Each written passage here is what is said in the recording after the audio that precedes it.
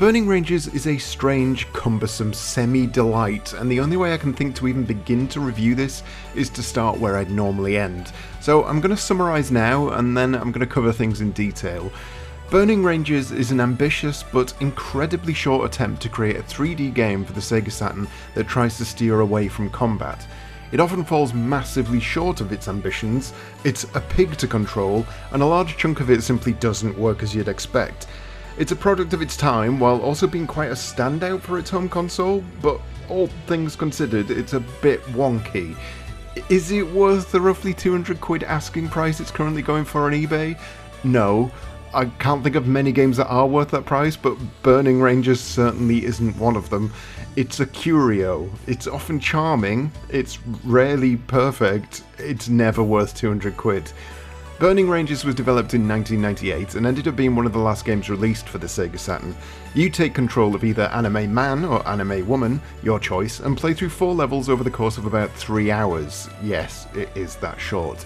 You are part of an elite squad of anime people who use jetpacks to fly around, putting out fires and rescuing injured people from disaster areas.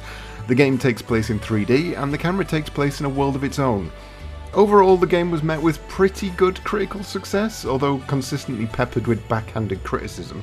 Where the game received scores in the range of 80 to 90% for the most part, reviewers were quick to point out the graphics were often fairly messy, the stage designs were fairly drab, and the dialogue was fairly low level, like bad. However, all of these things are true and understandable, from the high scores to the criticisms. Burning Rangers is a game unlike many others, and while my complaints with it echo those that were brought forward at the time, the short runtime of the game allowed me to enjoy the thing without being completely destroyed by the consistent issues it has. I've always been a fan of games that try to do something different, whether successful or not, and Burning Rangers definitely sets out to do something different. So let's rewind, and let me take you through it from the start. Well, they call me the fireman. That's my name. Firstly, when you really want to capture the attention of new players in the 90s, you start things off with a big cutscene. In this case, a big flashy anime one that resembles a Saturday morning cartoon that never existed. Wait, pause a second. What? Sense a spillit second? This is the first thing in the game I'm seeing and it's wrong. Okay, well this bodes well. Treasure the life. Okay, doesn't make a great deal of sense, but at least it's in English. Alright, they're just taking the piss now. Bring on the intro song.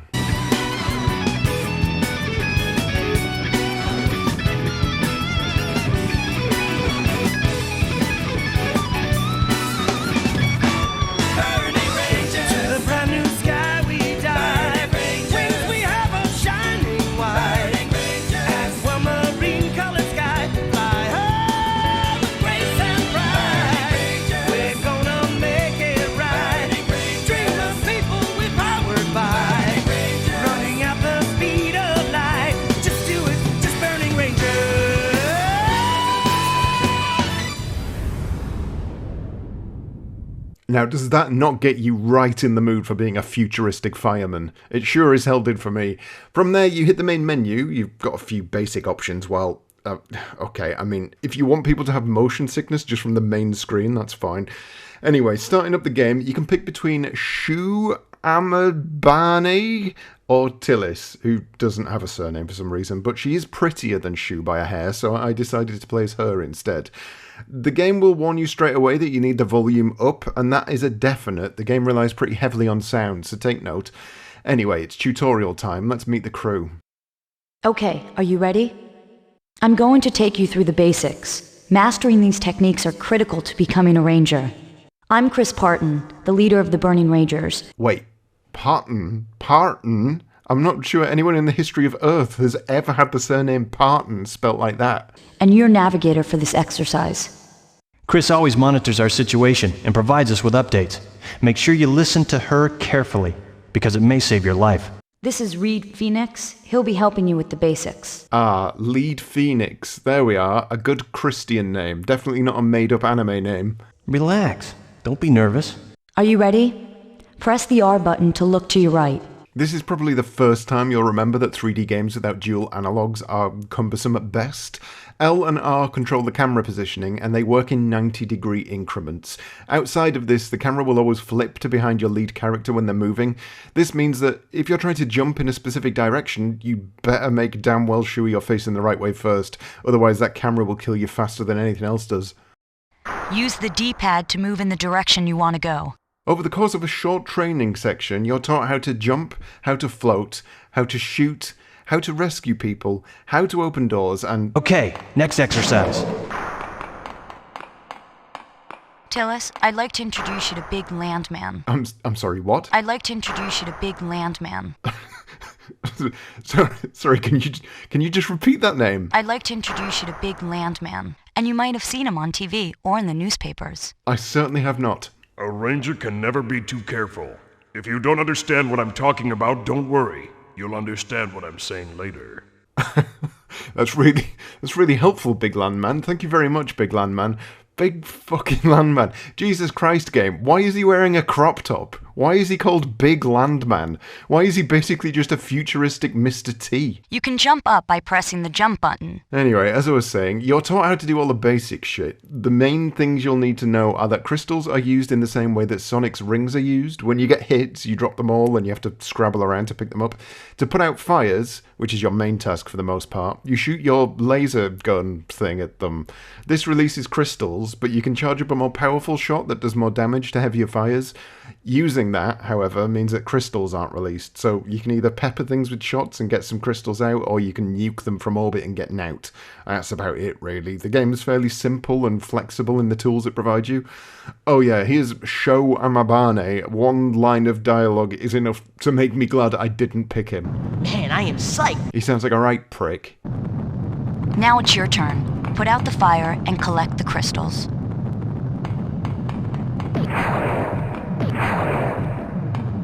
Tillis, what's up? Are you scared? Tillis, you can do better than that. Why is everyone dogging on me for doing exactly what I was supposed to do? Absolute arseholes a lot. Okay, let's go to the next room. Okay, maybe they've got a point. Tillis can't even walk through a doorway without smashing her face into a wall. Anyway, there's a couple of other mechanics that rely specifically on sound, and it's why you're going to want to turn that volume up, because having it muted is going to make you lost or dead. Before an explosion occurs, you'll hear a whistling sound. If you press down on the D-pad before the explosion, you will automatically avoid the blast. Reed will demonstrate this for you. Watch carefully.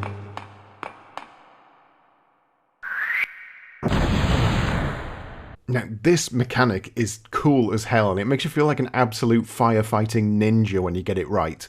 The problem is, sometimes it just doesn't work, or sometimes you can't hear that whistle noise because of the incessant chatter from your moronic cohorts, apart from Big Landman, of course. I won't have a bad word said against my boy Big, but everyone else is an idiot. The other sound-based mechanic is the navigation system. Rather than relying on a map, you can press a button, and Chris Parton will tell you where to go. It's a pretty forward-thinking mechanic, and it's definitely better than fannying about with a map. Hopefully, you should be ready for the mission now. Don't worry, I'm sure. Well, you'll be okay. Right, tutorial done anyway, and it doesn't quite cover all the bases, but you'll pick the rest up as you play. Let's take a look at the levels themselves. The first mission is set inside some sort of futuristic science lab, and you'll note that you've got a few extra HUD items to deal with. The limit is your timer of sorts. The more fire there is raging out of control, the higher the limit, so you need to work fast if you want a decent score at the end of each level. There's also this green bar at the top. If that dips completely, then a load of explosions will go off and you need to leg it for a bit. The higher the limit, the more carefree this bar gets, so keep moving and you'll be fine. The fire is spreading faster than I thought. Tillis, be careful. I'm not sure if it was just me getting used to how the game plays, but I found the first level slightly more difficult than the second level. That being said, the game isn't particularly difficult at all. Much like Sonic, so long as you have one single gem in your possession, you can take a hit. You also get continues every time you so much as cough, so the chances of you failing out of the game are entirely slim. You'll soon come to realise that the game is fairly linear, but you'll need to head off the beaten path if you want to find all the fires and all the injured people who need rescued. Rescuing people requires gems to charge up the teleportation device, but it doesn't require a natural flow of conversation, so that's good because your protagonist and the injured people leave the strangest pauses between their sentences. I'm here to save you. Hold on! I can't breathe. Don't talk. Everything will be all right. Coordinates set. The game will throw little curveballs at you, such as this section where you're plunged into darkness, but each little curveball lasts about 10 seconds, to the point you'll have forgotten they even happened by the time you complete the game. I guess they changed the pace up a little, and stuff like this is a lot better than the bigger curveballs the game throws at you later. That door will not open unless the power is restored. One of the biggest criticisms that you can really throw at the game, though, and it rears its head from stage 1 and doesn't really stop, is the go here, press button, go there, press button nature of the linear gameplay loop. This is compounded by the fact that the game consists of a lot of corridors. Corridors where you're constantly listening out for a noise because you know it's going to throw an explosion at you just to try and catch you out. When it's not being corridor heavy and the game is given room to breathe, the exploration feels a lot more natural and fun to take part in, but it's a 50-50 on whether you actually get that or not. Calm down, it's okay. Why? Why is this happening to me? Okay, just relax. I'm here to save you. At the end of stage 1, you'll be forgiven for thinking that there are no enemies at all in this game. Unfortunately, that's not true because... Hey, what are you doing? Listen to me, young lady. We've been experimenting with genetically altering an extinct species of flower. It mutated and is growing quicker than expected. That thing has taken control of the central computer. If you destroy the core of the mutated plant, all its roots will wither and the computer will be restored to normal, I hope. Yes, that's right. A mutated plant has taken over a computer which caused all the fires, and you have to kill the mutated plant. This makes about as much sense as anything else, I guess. The boss fight is, for want of a better term, shit. And that's mostly down to the fact that this game is not designed for combat. The camera, especially, is not designed for combat. It wants to be free. It wants to go running through fields of barley. But you really want it to point the right way. Thankfully, for the boss fights, the camera does fix itself to keep you and the plant in the same shot. But this still means you have to run, jump, dodge, and shoot. You then realise that your shots actually home in on the enemy, and that means that there's actually very little skill involved at all. You run around in circles, aimlessly dodging things randomly, and you shoot. Doesn't really matter where you shoot, as long as it's in the general direction. Do that enough and it'll die. This is a problem that compounds a couple of the other bosses to the point where they're the most minor roadblock in a game that probably could have used a bit more challenge. That being said, I'm sort of glad they're as easy as they are because the game just isn't cut out for making any of them more difficult. There's one boss, the final boss, that really gets things right, and the rest all have issues. Anyway, cutscene time. The energy plant control unit is back to normal, and the people we rescued are checking out fine at the medical center. We are returning back to base. Good job. See you then. Each stage ends with a score, because it's Sonic Team, so of course it does, and this shows you how many people you rescued, how quickly you killed the boss, what the limit was at the end of the level, etc, etc. It opens the game up to some good score attack runs, and that's useful because we're already 25% of our way through the game at this point, so a bit of longevity is a good idea. Chris to all Rangers, a fire has been reported at Ocean Park in New Zealand. Cause is unknown. The next level is set in a place that is 90% water. It's a marine life park, which seems like the maddest place for a fire to start, but let's go with it. Here you'll find the world's worst dolphin impression. Tillis, do you see a water tank? There should be a very large one in that area. We've got another read on the monitor. It could be another survivor. Oh, poor thing. Don't worry, I'll help you. I don't think there's anything you can do, Tillis. He sounds half dead already. The biggest difference between this stage and the previous stage is the underwater sections. They're a bit gnarly to get used to in terms of controlling them, but they do add a nice bit of verticality. Also, Tillis can now speak to dolphins for some reason. Remember that, it's important later. Oh, there you are. Can you help me out? Can you take me to the bottom of this building? Wow, this is great! Whee! Remember how I said this game wasn't built for combat? Well, this is where we get some combat sections, and those carry on right through the game. There are two methods you can use: either stand still and shoot and hope you kill it before it kills you, or run around in circles like an idiot and fire a shot every time you think you're facing the right way.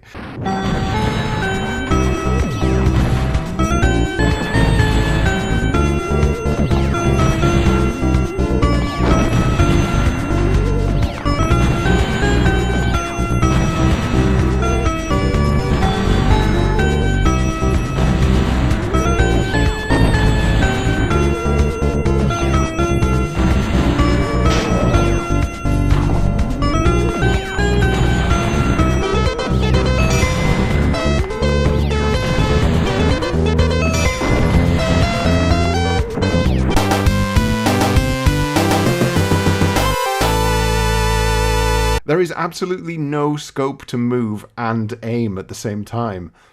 Here's some more dolphin exposition anyway.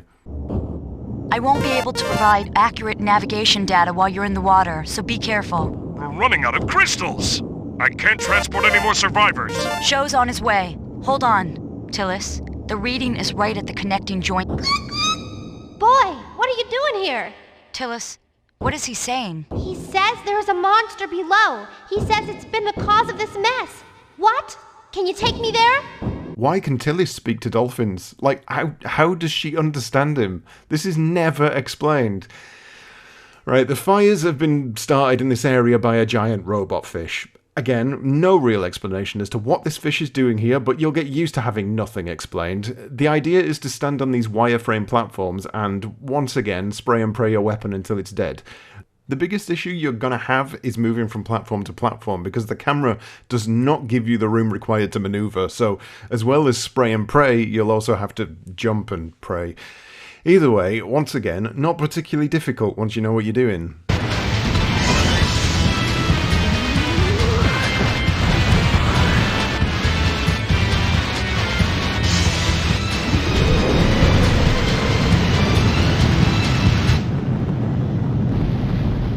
In further unexplained nonsense, the marine biology lab then floats into space. Thankfully Tillis isn't on board because she's fucking around with a dolphin. Chris, where's Tillis? What happened to her? Don't worry, she's okay. There she is! This is great! Chris, it's okay if I ride on his back for a while, right? Please? Okay. It turned out that the transmitter in the lab was functional at the time it was destroyed. A signal was sent to the quadrant RK-404 on the third satellite orbit.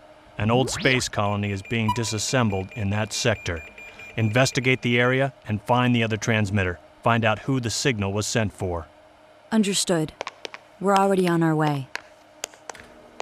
Show, hurry it up. Okay, I got it. Reed, engage the engines. Engines engaged. Radar is clear. All systems are green. This road leads directly to the airport. Okay, we're all set to go. Burning ship, prepare for launch. Yeah, we're off to space. I mean, this game really ramps things up to stupid levels very quickly. You go from a factory to a marine biology lab, and then you're on a space station. The poor lass has only just come out of training. Can you hear me? That's strange. There's no response. What's the point of waiting here? Let's go investigate. Let's do this. Okay. Reed and Tillis, I want you two to enter from the main dock. The biggest change here are some anti-gravity areas, which basically just work like the underwater areas. Unfortunately, this level is also the most backwards and forwards level out of all of them so far, with a lot of corridors you need to move down that break away with no warning. They'll drag you towards space, which will damage you if you don't run away, which, unless you know it's going to do it, it'll probably catch you out. So this level definitely took the most continues to get through.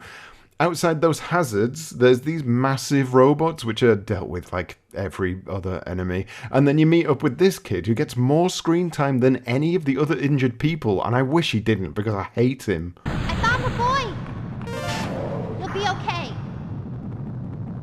you? I'm a Burning Ranger. I'm here to help you. Wow, you're a Burning Ranger, right? You're really a Burning Ranger!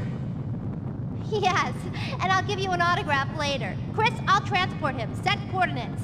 Negative. The magnetic storm is jamming our systems. We can't transport him from here. Find the escape pod. There should be one nearby. Come on, let's go!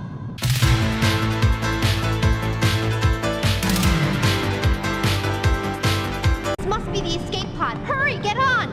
Tillis, there's only room for one person. Well, what are we gonna do? You're going to get in, of course. What about you, Tillis? I'll find another escape pod. I don't want to leave you. Be brave. He's waiting for you to come back. You don't want him to worry any more than he has to, right? Tillis, you have to promise me you'll come back and give me your autograph. I promise. I'll be waiting for you. I'll be waiting till you come back. What have I gotten myself into? I can't break my promise with him. I have no idea what the purpose of this scene is. I literally never see that kid again, and I'm glad. The boss of this section looks impressive, but he goes down like a sack of shit. Run in circles, shoot, dodge, the end.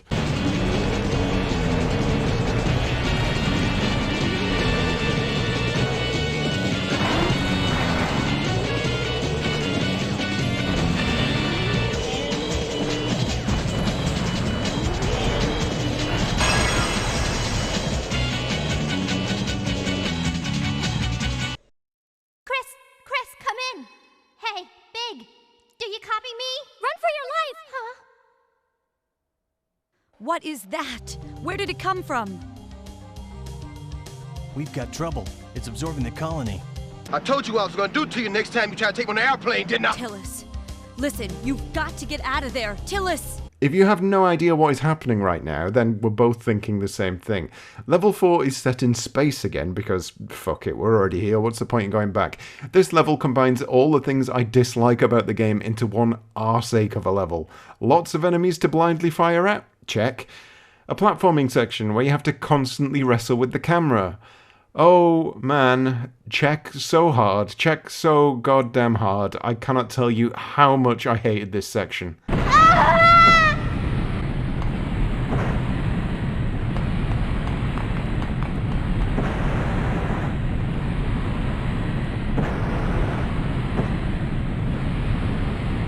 Wow! Eek!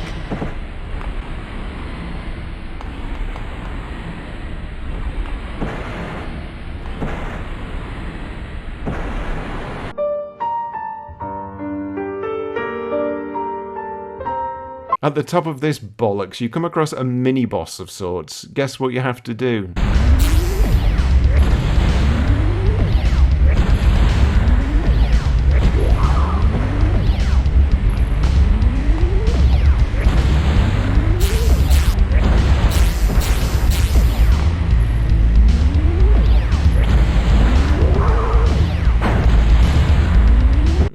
Close. This time you don't even need to run around. Who are you? I am Elia Klein. I'm in the center of the ship. What's this? Am I really in a spaceship?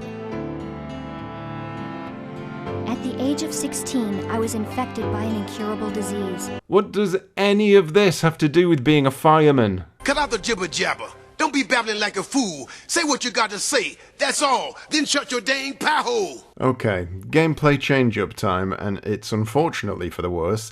We've got a section where you're in a spaceship. For some reason, Tillis is spinning it round in circles here, but ignore that. It's not important. You have to fly through this tunnel without hitting anything, and my god does it not control how you'd expect. You don't move smoothly, you move in weird increments, and instead of moving around the tunnel, like you'd expect, you only move in the lower third of the tunnel. To move around the tunnel, you need to use the L and R buttons to spin. It's horrible. I hated every second of it, and thankfully, it's only a short journey before you reach the end.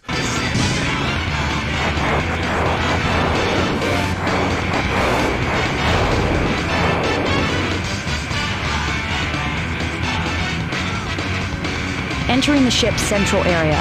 Big and Tillis, you take the corridor to the right. Mr. T turns up for a bit, although his instructions are stupid. First he says, Nice going, Tillis. Tillis, let me go first. And then he says, Tillis, I'll take care of these things. Just go!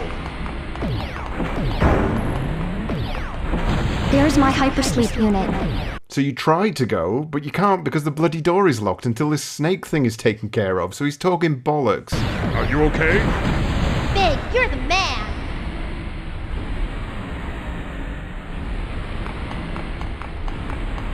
Once through the door, you find a cryopod containing the girl who keeps telepathically communicating with you, again for some reason. Then everyone goes back home, leaving Tillis on her own to finish the job. No explanation given as to why this is the case, but I've come to expect that. You should go now. We'll stop it here. Sho and I can take care of things here. Go, Tillis, go! Okay, I'll take care of it. The other 3 Rangers are back on the ship now. Now the only thing I need to do is save the world. You forgot one thing. You need to make it back alive. Yeah, I think that goes without saying, love. Would have been easier if there was more than just me bothering to do this, but whatever. We get to the final boss, and this comes in 2 stages. The first stage is, you guessed it, run in circles and randomly shoot, but the second stage is a boss that's actually enjoyable to beat. It requires more than just randomly firing. The camera plays ball, the boss's attacks are interesting, and it's generally just how I wish all the other bosses were. You have to shoot these big shield things before firing a shot at the boss, at which point he'll switch sides and increase his varied attacks. I actually died to this boss a couple of times before I beat him. He's a good boss. Finally. A final cutscene pretends that Tillis is dead, but she's not dead, and then she does that anime crying thing. Tillis, I'm back home. you did a remarkable job by yourself. You did really well. You made it back. Cool. Welcome back.